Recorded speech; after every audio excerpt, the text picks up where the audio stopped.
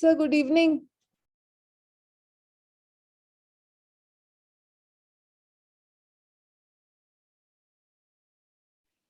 Good evening. Sir, we have made you co-host, so you can share the screen whenever required. I'll just stop this share as soon as it is 5:55. Okay? Okay. Okay. Can we try it for a moment? Yes, sir. I will stop sharing. Yeah. Just. Okay. Share the screen.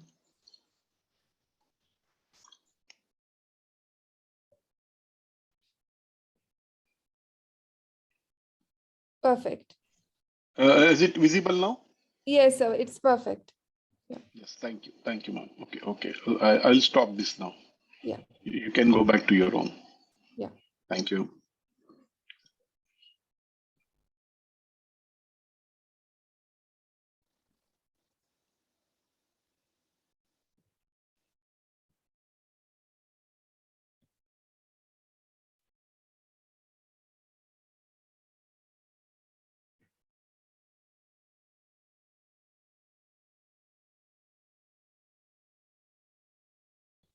Swapnil, can you please share the screen? Okay, ma'am. Thank you.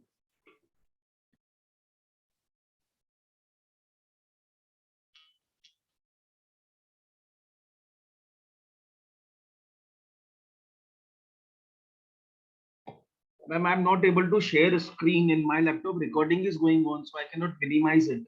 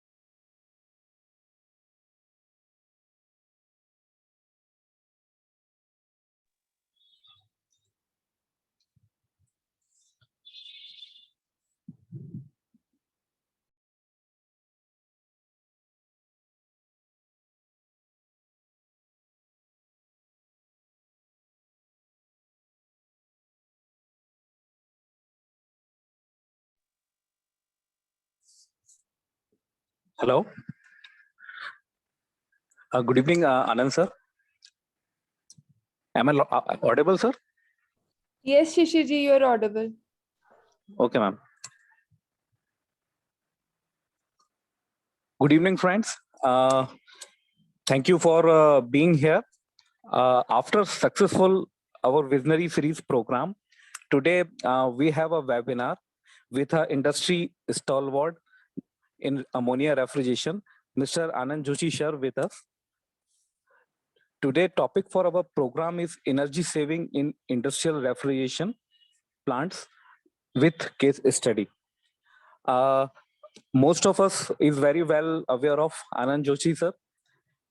He is past president of Ammonia Refrigeration Association in India, ISHRAE Pune chapter in 2008 and 9. He is a active member of Dairy Association, ISHRAE, and other multiple organizations. Sir has a rich experience of 31 years in refrigeration equipments and electronics. Sir pursued B from Pune University and diploma in industrial electronics in 1988.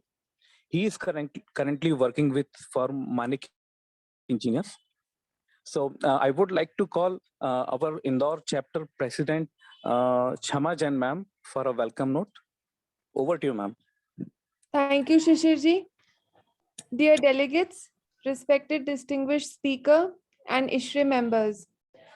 The coolest day of the year is on 26 June. That is when individuals, governments, organizations, and companies worldwide celebrate World Refrigeration Day. World Refrigeration Day raises awareness and understanding of the significant role that refrigeration, air conditioning, and heat pump industry and its technology play in the modern world. The science, engineering, and application of cooling touches our lives in many ways, making hot climates habitable, allowing for storage and delivery of fresh food, giving us productive work and learning spaces, enabling manufacturers of products and operation of data centers in thermally controlled environments, and preserving medicines and other essentials of healthy living.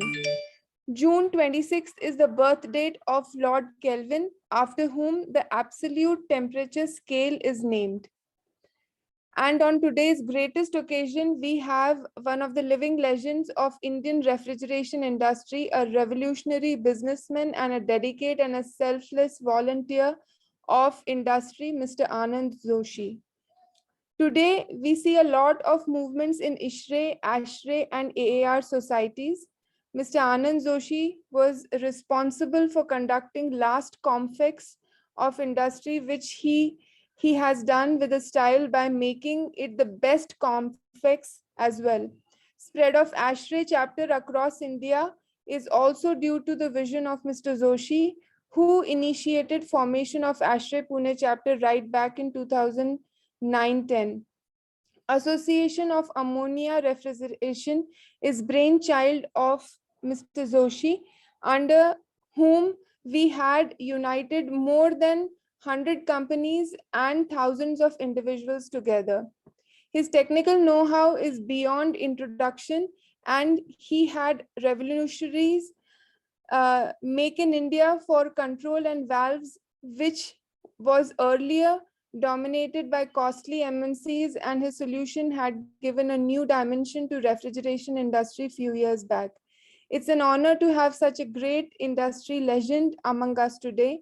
Please welcome Mr. Joshi for his expert and enlightening session on energy saving in industrial refrigeration plant with case studies. I must not be obliged to our partners, our platinum partner, Fount Lab, gold partner, Carol, silver partner, Hitachi and Inner Engineering, and knowledge partner, Bitzer, HMX, Breyer. Thank you so much, sir, for being with us. I would just stop share so that you can share your PPT.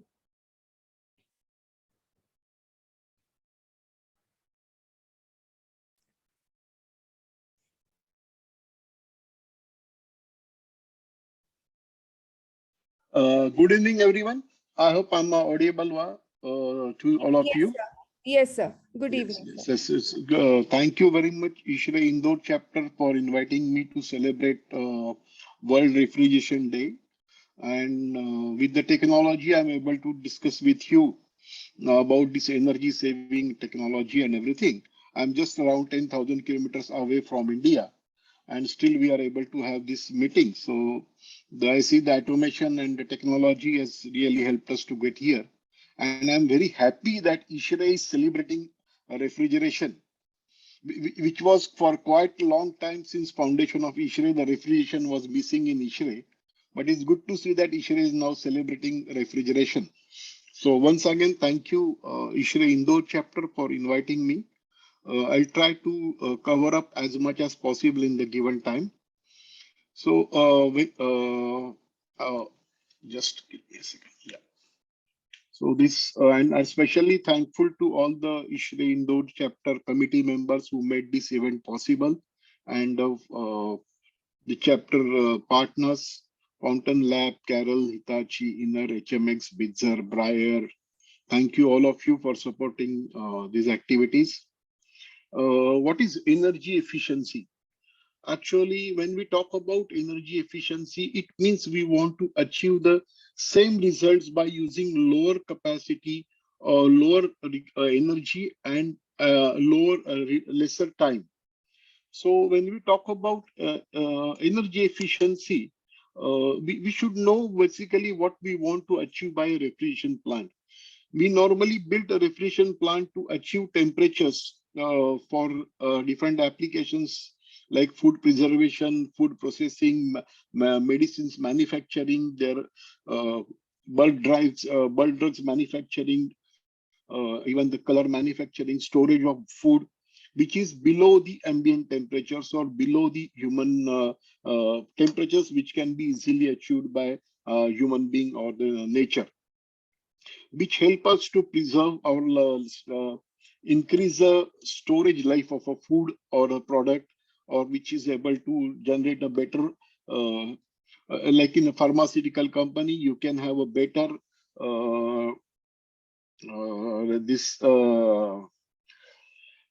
say food processes can be achieved, various processes, thermoexotic processes can be achieved at a lower temperature without generating this your any accidents or high temperatures. Then what is, when you say the best way of achieving any efficiency is that you shut off, you kill off the machine, kill off the equipment which is consuming the energy, and you save the maximum energy. So how that can be done or how that can be achieved, we will try to see. See, when we talk about a refrigeration industry, which is a large scale refrigeration industry, the major power is always consumed in different plants into refrigeration. Like a typical cold storage, you can see here 90% power is required for the refrigeration. Ice cream plants, it can be around 70%, and in freezing plants, it can be between 50 to 70%. So in your plant, maximum energy is consumed by the refrigeration plant. So if you are able to save on this energy, increase your reduce your running time and increase get the faster cooling, you save energy and also you have a better product. So energy efficiency is always said that it can be achieved fundamentally in two things. One is by in design, when you are designing the plant, you understand the requirement process of the plant, and then you design the plant in such a way that you achieve your plant is achievable energy. Another thing is use of quality electronic control and the control systems, a complete system which gives you a superior efficiency in the same plant. Always remember that undersizing or oversizing components does not give you better efficiency. It does not mean that you are having bigger components means you have a more efficiency. No, it is not possible. It may adversely affect your plant performances. And there are always variations in your loads. Like if you see a typical potato cold storage, which is plenty in Indore, that they have a loading time in certain period of the year. They load the potato into their cold storage, so they need maximum refrigeration capacity to brought down the temperature of potato. But once the potato is loaded and temperature is achieved, the requirement of refrigeration reduces drastically, and maybe next 3 or 4 months they need only the refrigeration capacity only to maintain the temperature. So this kind of parameters must be considered when you are designing refrigeration plants or when you're talking about energy efficiency. At the same time, just by trying to save energy, you should not compromise on the product quality. It should not happen that you are using smaller capacity plant and then you say that I'm using smaller capacity plant and my energy required is less, but then your product temperature brought down or the storage is affected, and ultimately you affect the product quality.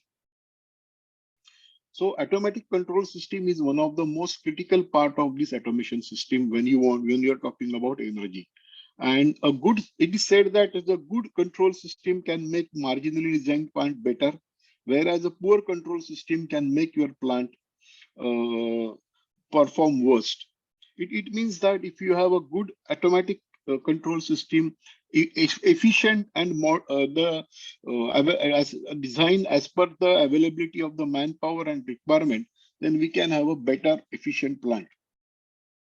So what are the basic tips? They say that when you want to optimize your refrigeration systems, is always reduce installation and maintenance costs. Everybody wants to have a lower price, increase efficiency.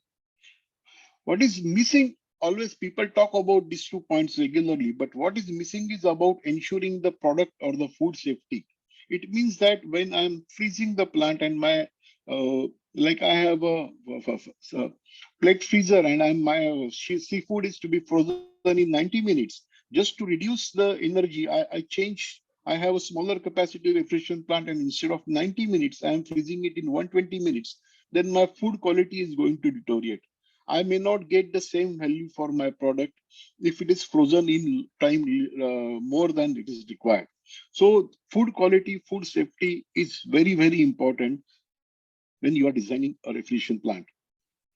And then you have to make sure that whatever the company for which you are putting up a refrigeration plant, or the company which is running this refrigeration plant, whatever the regulations are applicable to them for selling their product, exporting their products, are by design implemented in refrigeration, because this refrigeration is the core for this food processing plants.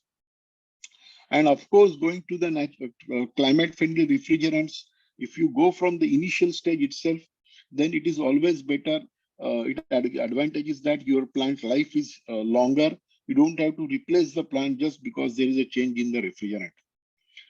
So how do we say that we increase operating efficiency in the existing plant or the running the new plants? First thing is that always select, when you are designing a plant, select the most energy efficient refrigerant, which gives you maximum heat transfer capacity, and naturally you have which will definitely give you lesser power. We'll see in futures how the typically comparison of the two different refrigerants can make energy difference. Always operate system at lowest possible condensing temperature pressure. It means your condensing, your power required in refrigeration plant is normally linked to the compressor power. The work done by the compressor, that is the suction pressure, and the difference between suction pressure and the ratio of suction pressure and discharge pressure decides the power in your refrigeration plant. So you have the lower discharge pressure and higher condensing pressure. Lower condensing pressure and higher suction pressure means your compressor requires lesser power. It can be achieved by having a appropriate type of a condenser. Maybe you go for an evaporative condenser instead of an air-cooled condenser. You have, if your plant, as there are ambient variations in your plant, then you can have a automatic control on the number of condensers or the use of the water in the condenser by sensing wet bulb temperatures. And you operate on the maximum suction pressure. That is, if your plant, say plant is a potato cold storage where you need a 2-degree room temperature, and your system is designed for -4 degrees centigrade, you make sure that your suction pressure is maintained at -4 and your all equipments are running -4. If you are running it -10 or -12, then your power requirement is going to be very high. Also, if you have multi-stage, multiple system or multi-stage systems, always operate on the highest intermediate pressure as it is designed. Suppose it is intermediate is for -40 evaporating system, freezing plant. Your intermediate is designed for -5. You operate it at -5. Don't operate it at -10 or -12. All these basic condition operations tells us about how we can improve the uh, efficiency. If you are using ammonia overfeed system now, which is very popular now, you should use mechanical pumps rather than using a discharge gas or a hot gas pumping systems. These are not much popular in India. They are mostly popular in US and other countries where they use hot gas pressure vessels with the where the pressure is being generated in the refrigerant by using hot gas. That generates a lot of flash gases and things. The pumps are far superior. Then when you are designing your plant or you already have a plant, try to see where you can recover the heat. You can recover the heat by using desuperators to recover the heat from your condenser or the superheat from your compressor discharge. You can use heat recovery units. Of you are having air changes in your cold rooms, you are taking the fresh air in and removing the cold air out. So then you can use the cold air to pre-chill the fresh air. Use demand defrost systems in all the evaporators. Have the most efficient defrost system in your plant. Do not go for the air defrosting, or do not run the plants with frosting on the evaporators. Of course, automate your efficient systems means you have automatic hot gas defrosting, automatic temperature-based or humidity-based on-off control for your evaporators. You have your compressor automation. Everything more and more automation saves you a lot of energy. And the last but the not is the have a pre-planned comprehensive maintenance schedule. Make sure that you are maintaining your plant regularly. You are doing preventive maintenance rather than doing it breakdown maintenance. And you follow the guidelines given by the equipment manufacturer or the plant erector, whatever he has given for changing the oil or the oil filters, or cleaning the filters in the refrigerant line and other things, greasing the pumps and everything. You keep on doing that, have a lesser plant breakdowns and have more efficient systems. When you are talking about designing a refrigeration plant, I'm not going to go in this presentation more about designing of new refrigeration plants because it is going to create, it's a different topic itself. But I suggest you go to AR handbooks. AR has ammonia plant design standard, cold storage design handbook, plant installation and operation maintenance book, and other information about ammonia available with AR. You can use these books. This cold storage books gives you how to design and select equipment for cold storage for more efficient operations and achieve the better performance in the cold storage. These installation operation maintenance book gives detailed knowledge about how the piping is to be done, how the insulation is to be done, how the compressor layout is to be done, how the what I was talking about, preventive maintenance, how it should be done. All details are there. And the AR standard is a unique standard which has got internal all the information about system design, pressure vessel design, piping design. Everything is there in one book. You don't need to refer in other books for mechanical design. So I suggest you refer to these books when you want to talk about designing your refrigeration plant. I'm going to talk more about how you can improve efficiencies in existing plant, and all the things what I'm talking about can also be very important when you are designing a plant. If you implement those things in plant design, then you don't need to do anything else. First thing is that selecting the refrigerant. As Madam told me, I'm very much involved with Association of Ammonia Refrigeration. Our main objective is to promote ammonia because it is the best refrigerant available. It is natural refrigerant, has got certain advantages. So I'll just try to see show you what are the advantages. It is the oldest refrigerant in the market for 150 years. It is the least expensive refrigerant, cost around 60 rupees, whereas all other refrigerant cost more than 400, 500 rupees a kg. Then one refrigerant is suitable for all technical applications, like from minus 40, 50 degrees centigrade to plus 15 degrees centigrade. You don't have to go for R404A, R134A, R407A because of the variations in temperature. There is no temperature glide in this ammonia refrigerant. It has got highest heat transfer capacities, no effect on climate. It's a natural refrigerant, zero ODP and less than 1 GWP. It is thermodynamically most stable refrigerant. That I was telling you, there is no temperature glide, doesn't make any changes in this. The ammonia is miscible with lubricating oil, so oil can be very easily filtered. Ammonia system components are normally for the same refrigerant capacity as smaller than other HCFC and CFC refrigerants. How we see it is in India, it is very easily available because it is a byproduct of your refrigeration, your fertilizer plants. And biggest advantage is that being a natural refrigerant, there are no bans on the ammonia as a refrigerant, and it is going to plants are going your plants you don't have to write off after because there is a change in the world rules and Kigali agreement and Montreal protocols. Refrigerants are going out and you have to buy the new plants. That does not happen with ammonia. If you see, this is a typical comparison of ammonia with other refrigerants. Ammonia for various applications, right from 2 degrees centigrade to minus 40, always have a very high COP as compared to the other refrigerants for the same conditions.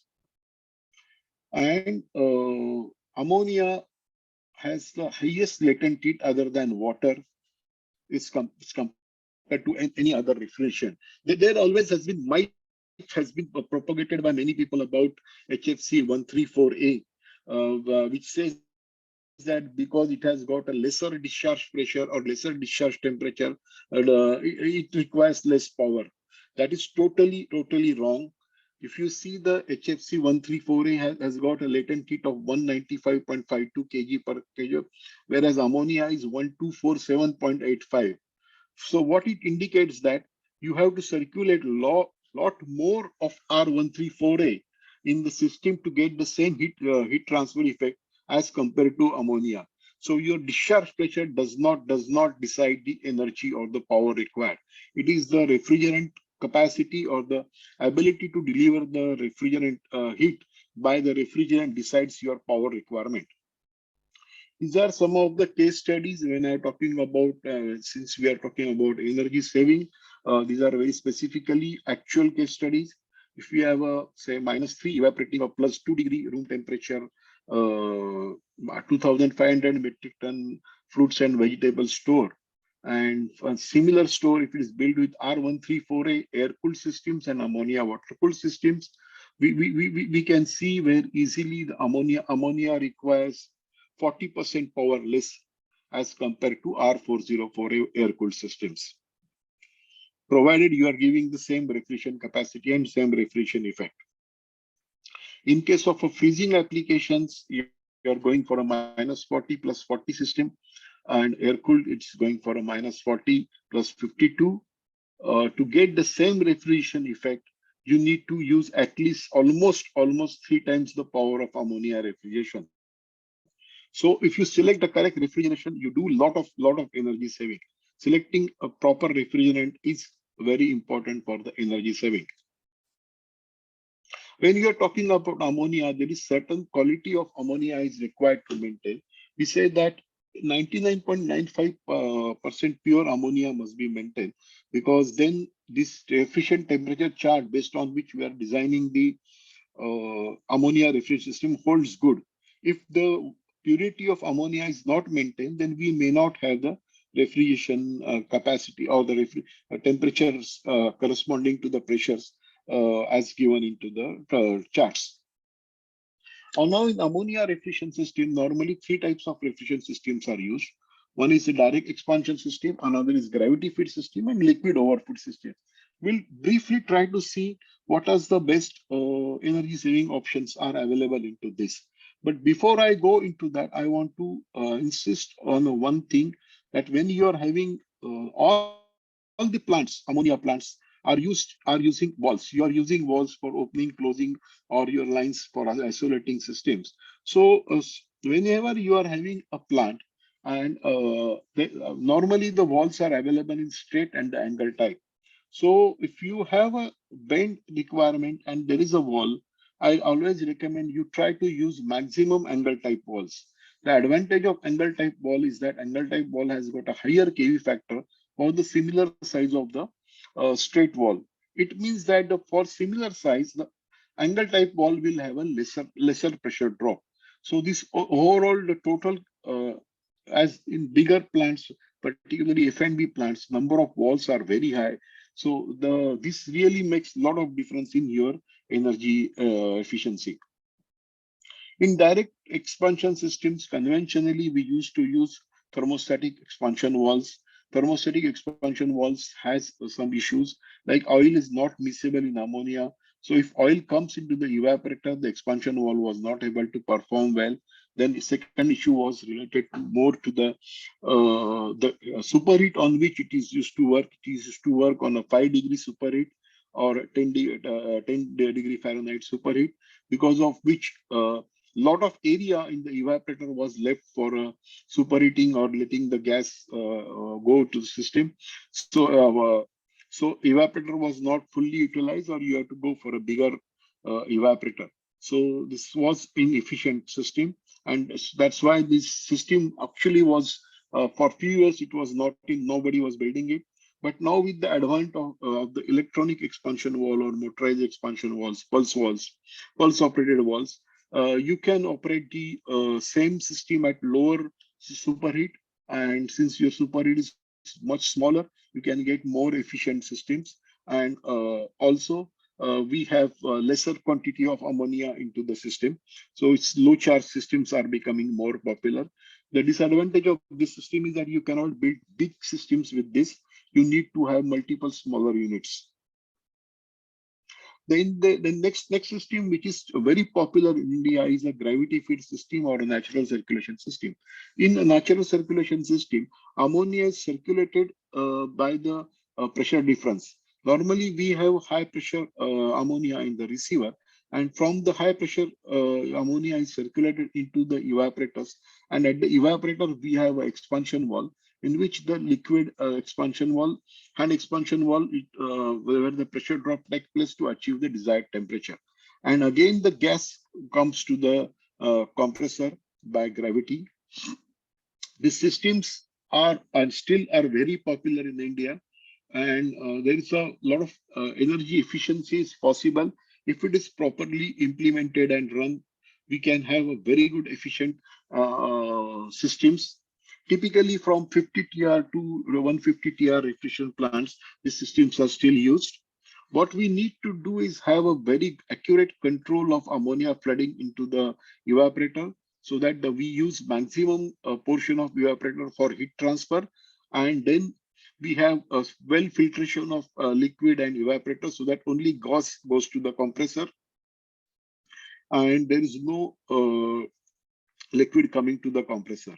The better we maintain the flooding of these evaporators and avoid liquid coming to the compressor, we get more heat transfer, more efficient systems.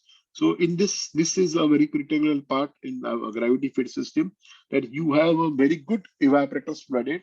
It can be used in cold storage applications. This is a typical cold storage coil and flooded this system design. You have very good control with this level control and solenoid valve. You maintain a liquid into this evaporator, so that your evaporator gives maximum efficiency. You have a proper oil draining system and you get efficient plant. Typically in a chiller application, when you are using plate type chillers or the shell and tube chillers, it is again same thing. You have accumulator in which you maintain a level so that your heat exchanger is totally well filled. You have automation in the compressor side, and to avoid the freezing of your evaporator, you can use a pressure regulation valve. And this as a combined package, if you have a pressure regulation valve maintaining constant evaporating pressure, you are maintaining perfect level into the evaporator and automating the compressor, saves lot of energy. In my experience, I have seen that you can generate by proper use of these controls, you can save around 30% of energy.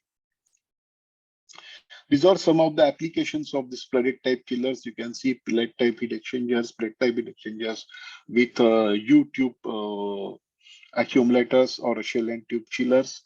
It all saves you lot of energy into the plant.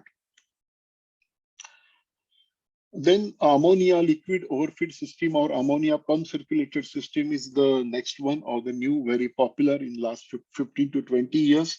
I think the credit must be given to Mr. Ramesh Paranspe, is a senior veteran in our refrigeration industry, who has prepared a detailed documents about how the ammonia pump system was to be designed, and he delivered lectures into many platforms, shared that information with many people. Earlier, this information was like a monopoly of certain people, but Mr. Paranspe's contribution is that he made this ammonia pump system popular, and now almost every contractor in India now builds an ammonia pump system. I remember in 2002, 2004, this was considered to be a very specialized skill of designing a plant with an ammonia pump system. In last 15, 16 years now, almost all contractors are able to design their own systems. We will just see typically what is to be done in this system. You have the pump vessel in which the ammonia is expanded and stored and is circulated via ammonia pump into the plant. So we need to maintain a level in this pump vessel. The pump should not have run on the dry condition, as well as there should not be any liquid, and the flash gases or any gases coming in should be taken out. And this then pump this whatever the liquid expanded liquid is there, by increasing little bit pressure through the pump, it is circulated into the evaporators. The vessels can be horizontal one or the vertical ones, depending on your requirement. And the typical at the evaporator side, you have arrangement of solenoid and the regulation valve, so that the liquid which is going, because pump is increasing the pressure, so this regulating valve helps you to drop down the pressure of the expanded liquid to the desired certain, so that you get very good, you get the correct temperatures. You can have a single, multiple ones also, and then this can be depend. If you're having a multiple temperature requirements, you can use a typically back pressure regulating valves in the system. This has become very popular in our even conventional bunker coil systems are also now being converted into ammonia pump systems. Then the next important thing is defrosting. when you are operating at evaporators of the plants below 0 degrees centigrade, particularly, there is always possibility of frost formation on your evaporator sides or on your the freezer side and coils. So you need to remove this frost. Conventionally, people used to simply open the evaporator doors, run the fans, and do the air defrosting. Then later on, the water defrosting become popular.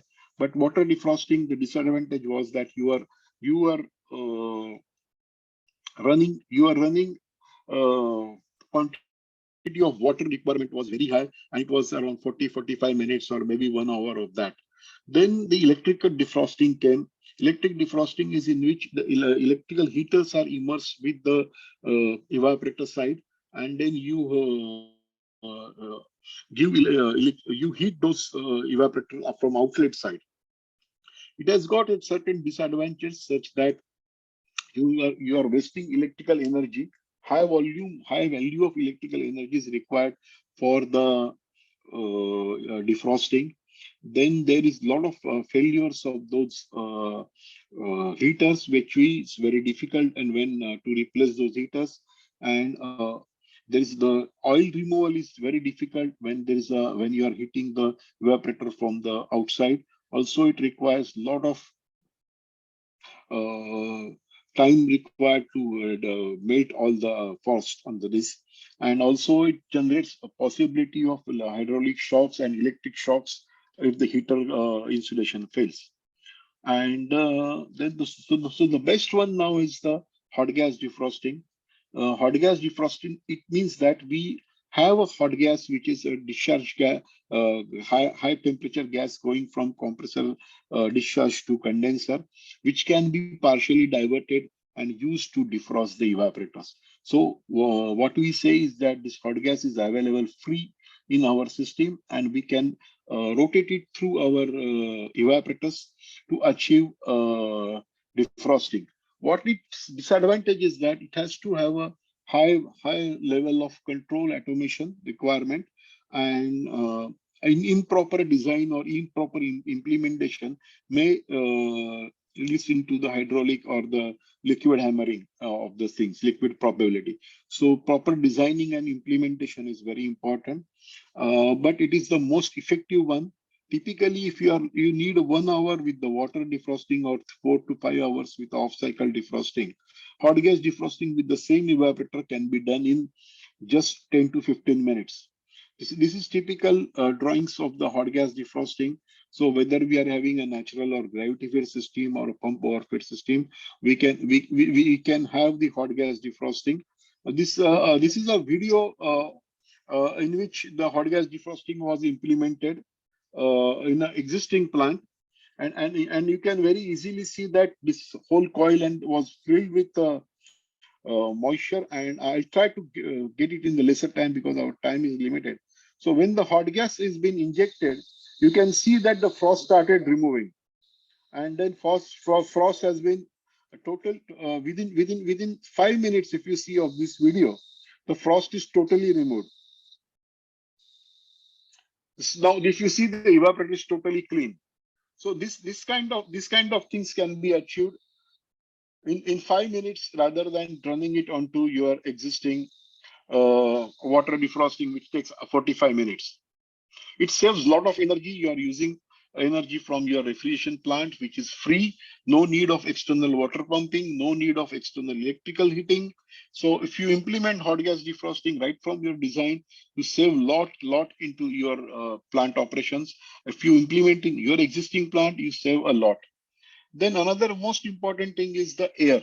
Air is totally not advisable to have into ammonia refrigeration plant, and we need to remove air from the ammonia plant, because it is, like you say, this when we have a refrigeration plant, the air is non-condensable, which is does not have any effect in the refrigeration, and it consumes a lot of power because it is just rotating along with the refrigerant. So what is to be done is that we have to remove this air. So this air actually increases electricity. So naturally, because of the air, the refrigeration system capacity decreases, overall system efficiency reduces. And as the air increases, see the pressure is additive. So the refrigerant pressure plus the air pressure becomes your actual pressure. So as you have more pressure, you definitely reduces into more temperature on your compressor discharge side, head side. So naturally the spare parts consumption, drives, belts life decreasing, and the compressor walls, plates failures are increases. Also increases scaling on your condenser side. So you need to maintain condenser on more frequently. You can see here in a typical shell and tube condenser, where your refrigerant is outside there and the water is inside the tube. Normally the air will accumulate on the tube side. And when it's typically evaporative condenser where refrigerant is inside tube and water is on the outside, the air will accumulate in the inside of the tube. So what it means that this air will generate a non-insulating path between the refrigerant and the water, which means the heat transfer happening in the condenser will reduce, and your condenser will not able to give you the rated performance, rated capacity. Typically, if you have a 2% air, you're talking about 3 psi increase in pressure, which means around 2.8% of increase in the refrigeration power. So what is to be done is that we have to have a purging system. Purging can be done manually or it can be done automatically. In case of manual purging, the disadvantage is that when there is no purging, air remains in the plant, and we have this during that time your pressures are high, so you need more power. So, and then for do the manual purging, we have to shut down the plant to do the manual purging. It means you have to stop plant working. Whereas in automatic purging, the purging happens online, and you don't need to manpower to do it. And also the possibility of ammonia leakage and other things are avoided. The disadvantage of automatic purging is that it has got an initial capital cost and maybe maintenance cost of the equipments. But we will see in next is that we have as we go for the automatic purging, the saving is so high that we can definitely save on to the maintenance cost is hardly anything. The purging points are very critical. It must be followed whatever the manufacturer has recommended, so that you have a proper separation of air and ammonia, refrigerant, and non-condensable gases. These are some installation drawings. I'm just rushing through some of the things because of the time limit available to us. These are some of the case studies you can see here. Initially, discharge pressure was around 16 kg, and after automatic purging system was installed, it has dropped down to 12 kg, and you will see how much power it is saved. This is same applications when you are having a freezing plant and potato cold storage plant. The energy savings are there on your screen. And these are the old data, almost 4 or 5 years old data. So you can see that power cost was considered as 6 rupees only. And now the with power is now around 9 to 12 rupees, depending on different depth to depth. The savings are becoming more and more. So what happens is in automatic purging is that it is a fully automatic purging system. It removes the air online continuously, and it maintains a lower condensing temperature. As the lesser non-condensable gases are there, plant is operating at lower discharge pressure. It saves energy and also reduces the maintenance of the ammonia plants. You can see that water bubbler, what was shown there, it was showing how the air has been removed. Second part is the water. Water is also one very critical thing which affects the energy efficiency of a refrigeration plant. If ammonia has a very high affinity with the water, and if water mixes up with the ammonia will lose its temperature pressure characteristics, which we seen earlier. Typically, you can see at 30 degree ambient temperature, you can have a 30% ammonia mixing in water. And at minus 33 degrees centigrade, you can have 100% water mixing into ammonia. Now let's see what happens is when ammonia solid ammonia dilution increases. If you have a 20% water in a system, so so if your plant is designed for -40, for minus 0.3 suction kg suction pressure, you will get only minus 36. So it means that if you are having water 20% water in your plant, then naturally your plant will be operating at higher evaporating temperature. It means you will not get the desired results, or other way around, you have to operate it at lower suction pressure so that you can get the desired temperature. It means you will need more power. It means you will need more refrigeration capacity to achieve the same effect. And of course, the presence of water will definitely damage your bearings of your compressor. There will be formation of dirt and rust into the various parts in compressor bearings. It may affect the walls clogging, and then there will be rusting because the mostly ammonia plants are with the steel piping and the steel vessels. So rusting is possible because of the water content into ammonia, and it will further damage all the equipments and clogging of the things. So can I check what is the quantity of uh, water in my ammonia plant? So it can be done. You can have this ammonia sampling system installed in your plant. You take a known quantity of your known quantity of ammonia into this sampler, and then you close this wall. So after a certain time, the ammonia inside this tube will vaporize, and what is remaining is the water. You can see here, this is typically around 6-7% of the this was filled with 100 ml of this, and you can see now left out is a 6-7% of it. So that means that you have a 7% of water in ammonia plant. So it means you will not get your desired temperatures, and your overall efficiency will be hampered. So by removing these things, you can see this is a video. You can see here. I'll just try to push it fast, and you can see that once the ammonia is evaporated, what is left out is the water.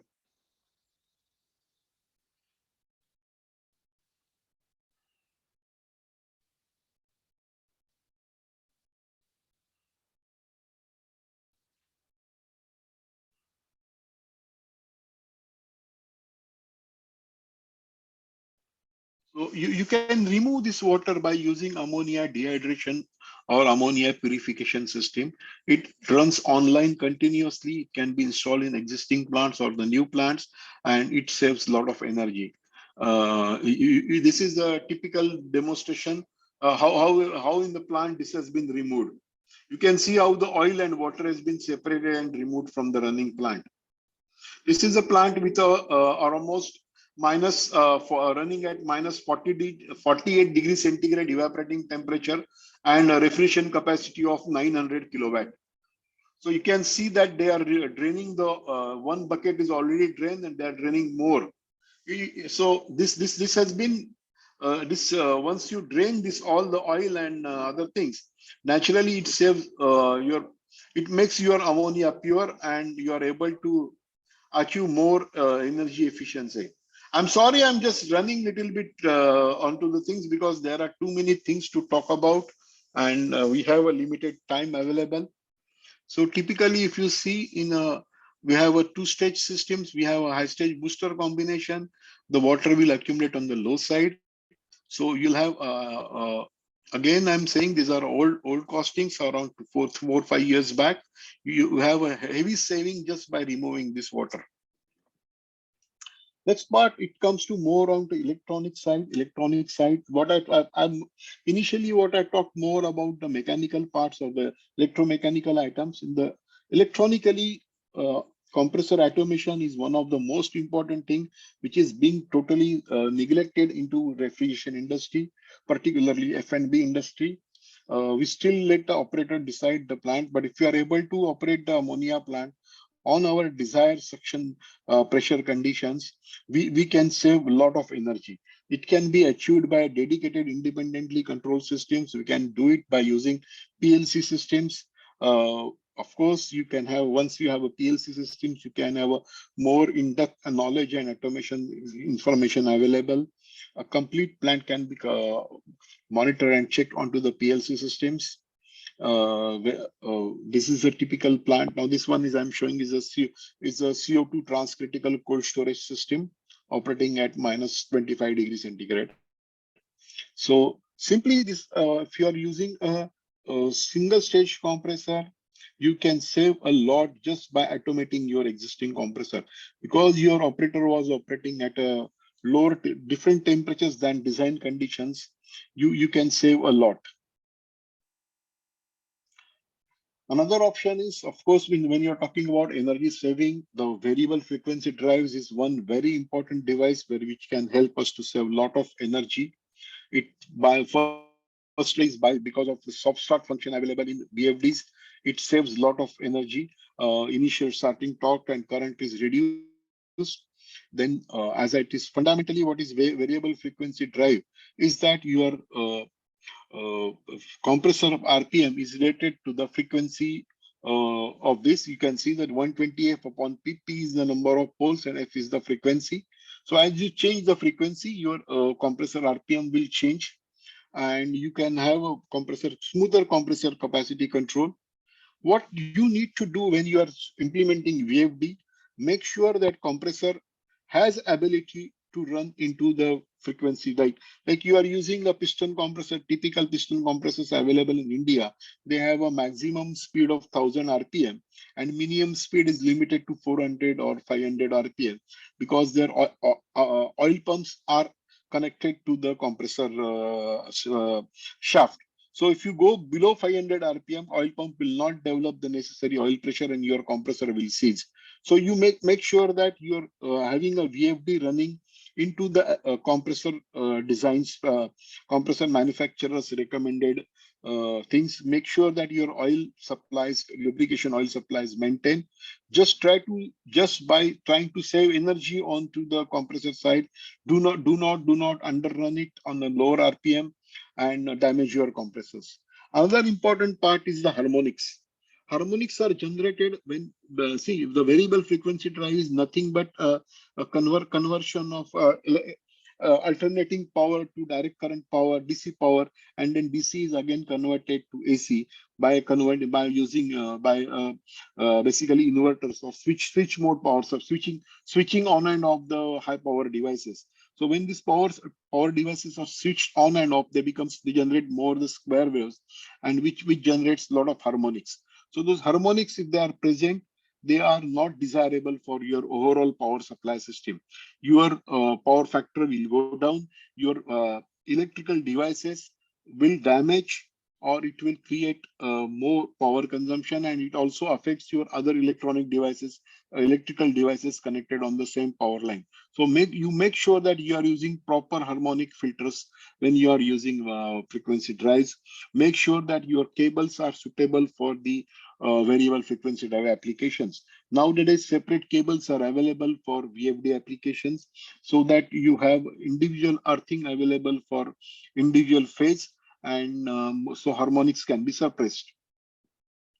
As I was talking about heat recovery system, typically you use a desuperator which generate hot water from your efficient plant, and this hot water can be used into your other requirements, and then pure condenser will operate at lower capacity. So you can save a lot onto these desuperator pipes. Like in a typical cold storage application, you can use air-to-air heat exchangers to save when you are doing the air changes, you are taking the cold air out, you use it to pre-chill the fresh air in.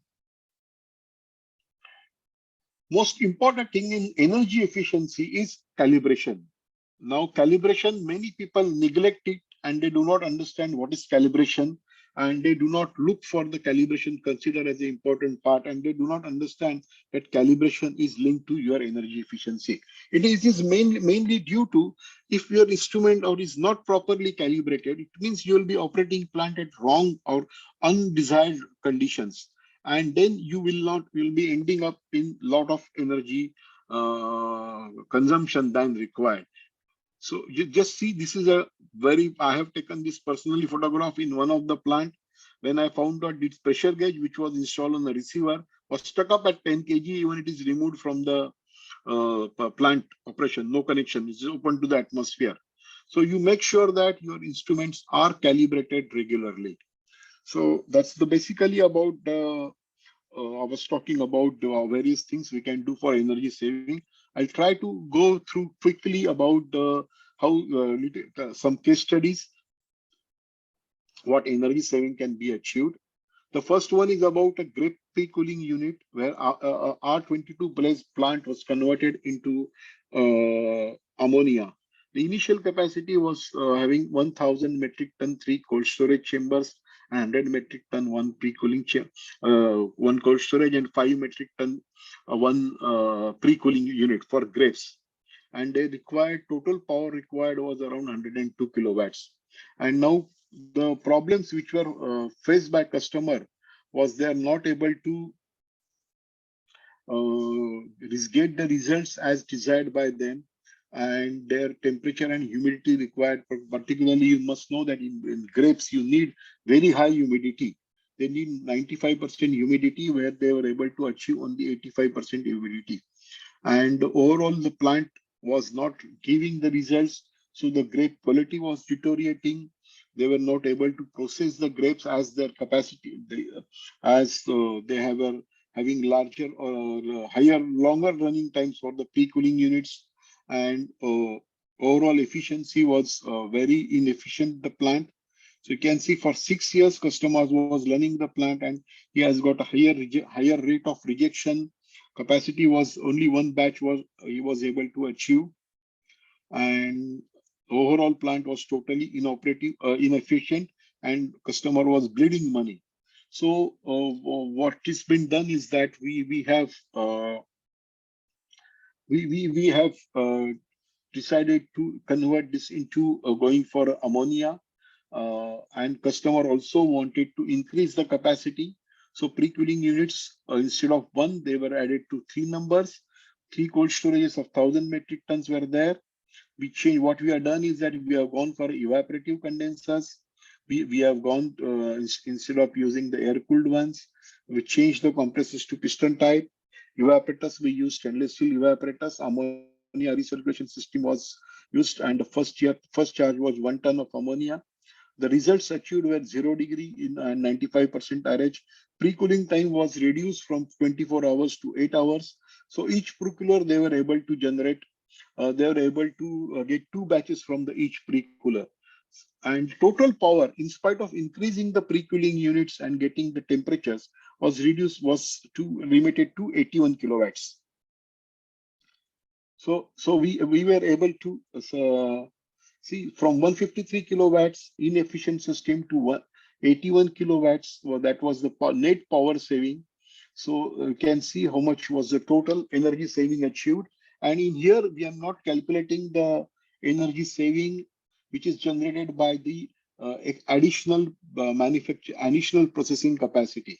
If even though the payback period shows 5.5 years, you just see that the pre-cooling capacity is increased from 1 chamber to 3 chambers, and instead of 1 batch per day to 2 batch per day per pre-cooler.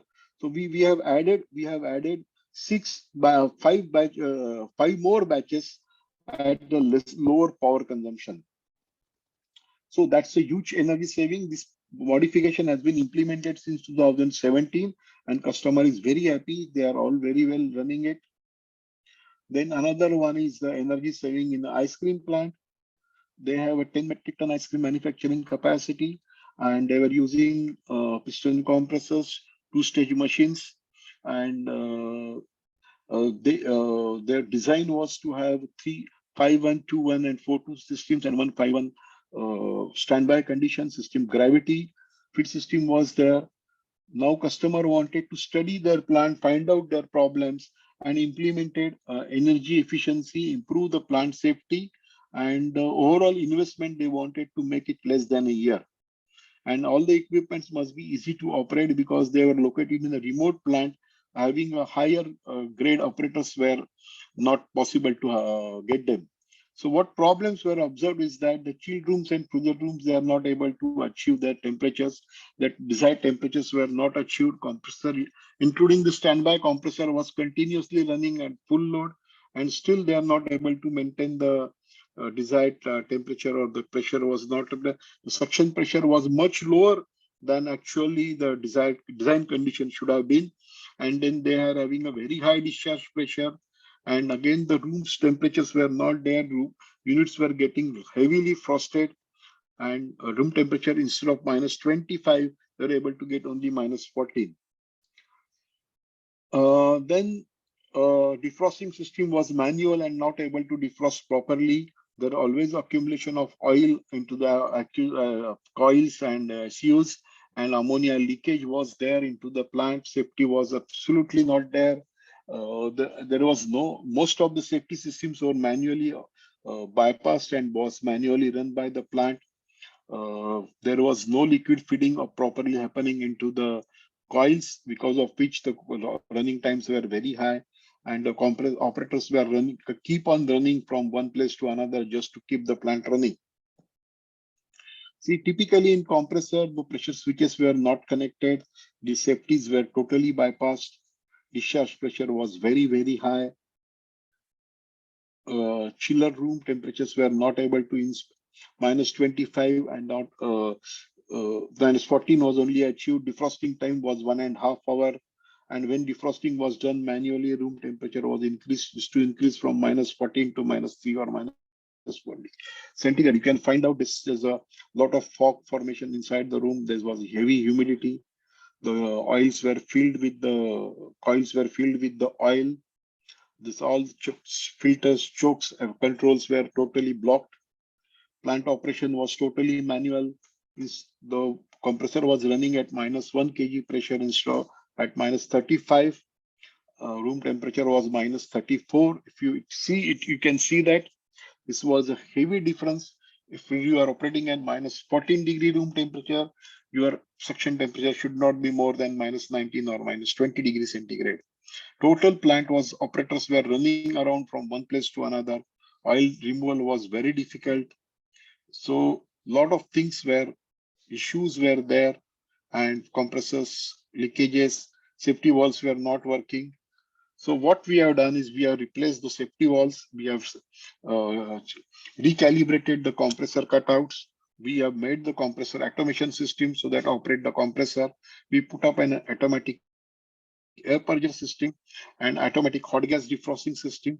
Then we installed the temperature monitoring systems, and then a level control system was totally serviced and put it into the system. The flange type valves were removed and replaced with inline weldable valves. Oil drain valves were provided so that it is easy. The safety,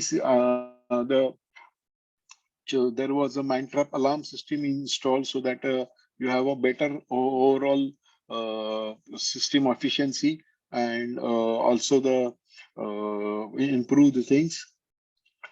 Single safety valves with single stop valves were removed with a dual manifold system. Safety release system was installed so that any leakage in ammonia, it will be vented out into the atmosphere. Oil drain system was installed so that people can drain. To monitor any ammonia leakages, oil ammonia leak detection system was installed. Mine trap system, I told you. Compressor controls were put up, valves were replaced, automation system was installed. As I said, this air purger system was installed. Hot gas defrosting was implemented.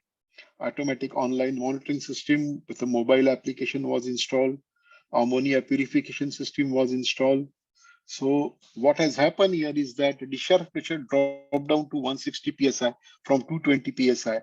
Temperatures levels, safety of plant automation of compressors and hot gas defrosting automation does not require now operators. They were totally happening automatically.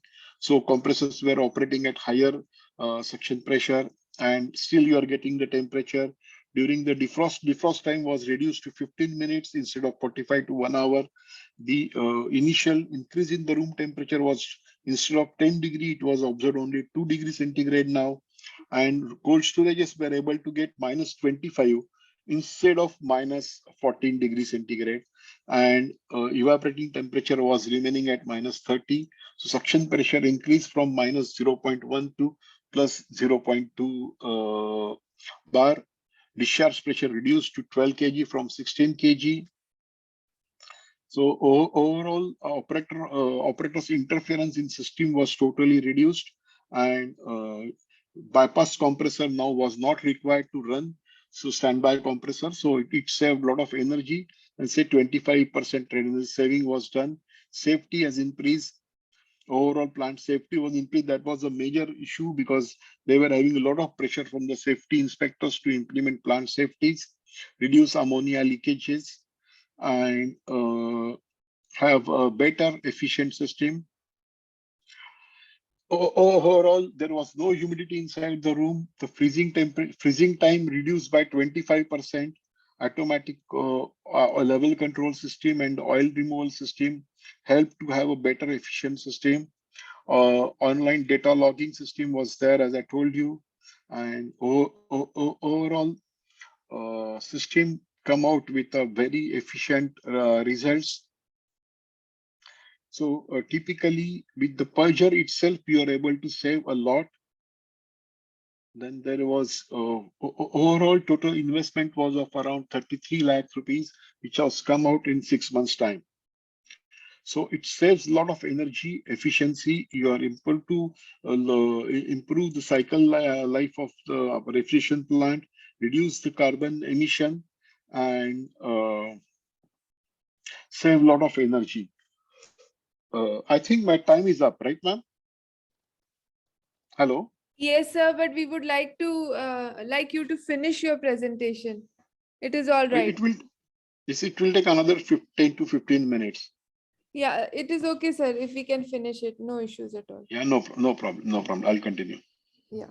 So there's two more case studies I want to present. One is the automation of a cold storage plant and automation of a fish freezing plant. In a typical a cold storage was for seafood in location in Tuticorin.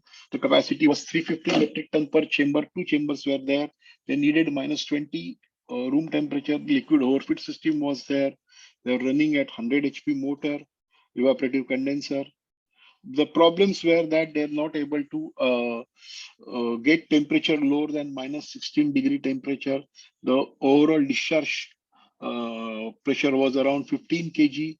Compressor was running at much longer time, and it was theoretically it was a bigger compressor. There was a lot of heavy frosting formation on the coils and the floors and the ceilings. Defrosting time was 1 hour or more than 1 hour. Temperature increase was 10 degrees centigrade while doing the defrosting, and every 16 hours you have to do the defrosting. Compressor suction pressure was at minus 0.2 bar or minus 37 degree for a minus 16 degree room temperature, which means that you are operating at much higher, lower suction pressure than desired condition. Compressor current ampere was 110 ampere. So there was a lot of safety issues into the plant. So what we have done is we have removed the existing KC 4200 HP compressor and replaced it by KC 31 compressor, which is with the 75 HP motor. So we use smaller compressor to get the results. We have installed the automatic control system, ammonia detection system, purging system, dehydration system, hot gas defrosting, and everything was implemented into this cold storage. So after revamping this cold storage, the rooms were maintained at minus 20 degrees centigrade. Frosting on particularly on the coils, floors, and ceiling was totally eliminated. Defrost time was reduced to 20 minutes. And since there was a faster defrosting, your increase in the room temperature was limited to 2 degrees centigrade. So from minus 20 to minus 18 only. 2 defrost cycles in a day were maintained. And earlier, when we were doing the defrosting and the temperature used to rise by 10 degree, to get that old temperature back, we have to run plant for 4 hours. Now, to get that from minus 18 to minus 20, only 20 minutes were required. Compressor was, instead of operating it in compressor was running at plus 0.3 bar, discharge pressure limited to 12.5 bar, and running hours, because we are getting faster temperatures and there was no formation of ice on the system. The heat transfer capacity was better. So running times was reduced from 20 hours to 14 to 15 hours. And the compressor current, because we are using now operating at higher suction pressure, lower discharge pressure, smaller compressor, from 110 amperes, the power saving came to 75 amperes. So overall, you can see this 30% energy efficiency was achieved. System had a more efficient and safety. System was faster cooling, achieved without any fluctuations or variation in the temperature. So the product quality was superiorly maintained, and automation of hot gas defrosting totally eliminated operator's interference into the system, and operator was able to do other activities as required. So we are able to monitor temperatures now and record it with the data logging systems. Lower discharge pressure, it means, and higher suction pressure, it means overall maintenance of the compressor was reduced. Ammonia quantity was reduced because we were operating at, we were able to remove the water into the plant. Leak detection, so this is, you can see on, this is how the frosting is formation, and now after the defrosting. Second was a seafood plant. It has got it was basically mainly a big seafood freezing plant. They were having 6 metric ton 2 batch freezers, 3 metric ton 1 batch freezer, 1 plate freezer of 1 metric ton. The temperature design or required was minus 35 degrees centigrade, and they were supposed to freeze around 36 metric tons per day with liquid overfeed system. At present, they were using water defrosting system, and compressors were KC31 2 number and KC72 1 number, 2 evaporative condensers, 2 high pressure receivers, and 2 low pressure vessels. So what was the problem with this plant? This is supposed to be the ideal design condition. What was observed was that instead of minus 35, they were able to get only minus 28 degrees centigrade. The discharge pressure was 16 bar. Blast freezer, which is supposed to run for 6 hours, was running at 14 hours. So they were able to achieve only 1 batch in a day. And then there was always heavy frost formation of frost onto the evaporators on the floors and coil. Now remember here, when you are having a lower, we are having a much, see, like your ammonia inlet temperature is minus 40 or minus 30, minus 41, and your actual temperature, room temperature is minus 28. It means you are operating on higher differential temperature. That definitely leads to more frost formation. So you have the lesser differential pressure temperature, you have a less frost formation. So during the defrosting, manual defrosting was there. It was hot gas defrosting, but provided with the manual, was not the automatic. So temperature was rising by minus 12 degrees centigrade. And then again to get back minus 28, it used to take 4 or 5 hours. Plate freezer was running at around 3 hours, which should have been in 90 minutes. And blast freezer was, because it is running at 14 hours, it was able to have only 1 batch in a day. Compressor suction pressure was very low. It was at minus 0.5 bar or minus 46. And if you see, it is minus 46 suction temperature operating minus 28 degrees centigrade room temperature, which was totally inefficient one. Safety valves were totally blocked and isolated, not working. Compressors continuously running without any automation and without any monitoring of the system. There was no ammonia leakage system. Oil drain system was very difficult, and there was a continuously leakage of oil ammonia when this draining system was done. So customer wanted to increase the capacity of the refrigeration plant as well as achieve the efficiency.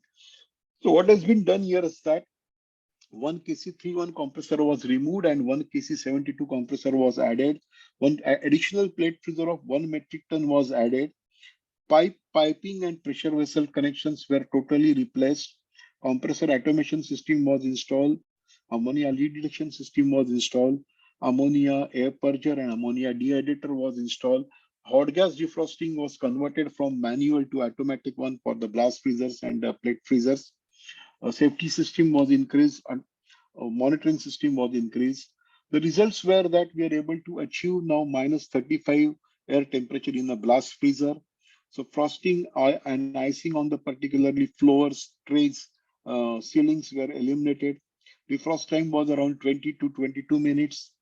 Again, room temperature increase was reduced, limited to 2 degrees centigrade. So we are able to take now two defrost cycles in a day. And after defrosting, to retain minus 35, 20-25 minutes were required. Major advantage achieved was that blast freezer were able to get a freezing done in 6 hours from 14 hours. So we are able to have 2 or 3 batches from the same blast freezer without changing the evaporators. We're able to only in 6 hours we are able to get the freezing cycle completed instead of 14 hours. Plate freezer also from 180 minutes freezing time was reduced to 90 minutes. So these are the points you must consider, because it not only improved the energy efficiency, it also improve the product quality, because you are freezing in lesser time. You save a lot of energy into freezing. Because of this freezing cycle, your product quality remains better. So you are able to get much higher price for the same product from customer, because your product quality is better and loss of product is less. That's a huge saving when you talk about the production side. Compressor suction pressure was at minus 0.3 bar, or say minus 40 degrees centigrade instead of minus 46. Discharge pressure was around 13.5 bar from 15 bar. So there was lesser discharge pressure. Additional capacity, freezing capacity was added. So overall, you can see here the refrigeration system with automation reduced 20% power consumption. We're able to add 2 batches from the blast freezer. Plate freezer batches increased from 3 to 5 batches per day. Additional 1 plate freezer was added in the same system. And now, instead of having 20 tons freezing, now they were able to achieve 40 metric ton freezing from the same refrigeration plant with the same power consumption. Now, because of the faster temperature was achieved and continuously maintained, there was no leakage of the refrigeration plant. And this is all modification of the existing plants has been done, and that's how it's a lot of energy saving has been done. So thank you all of you for giving me opportunity to make this presentation with you and try to share whatever little bit I have. Thank you once again, ISHRAE Indore chapter, for inviting me for this presentation. Thank you. Thank you so much, sir, for your valuable presentation. It was just fabulous to have you. Shishirji, over to you. Thank you, Anand sir. Such a comprehensive, detailed about ammonia refrigeration in a short time, from all system related details and case study related details. So I would like to request all participants, do you have any questions? We have a detail of Anand sir on screen. So if you people want to directly contact to him in a personal, you can also share your queries and get your clarifications. Any questions?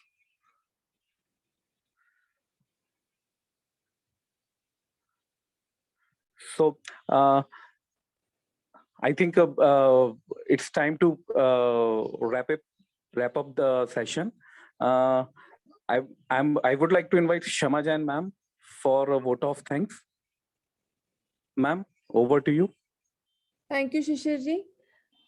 Dear friends and respected speaker, it was such an outstanding, knowledgeable session and clearing a lot of misconceptions about ammonia.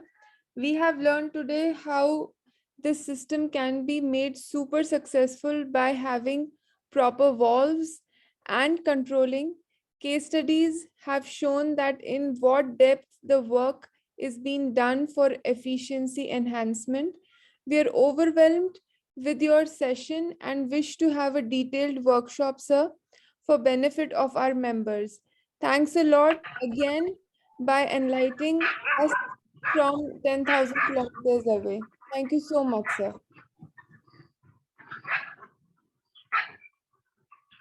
Thank you, ma'am.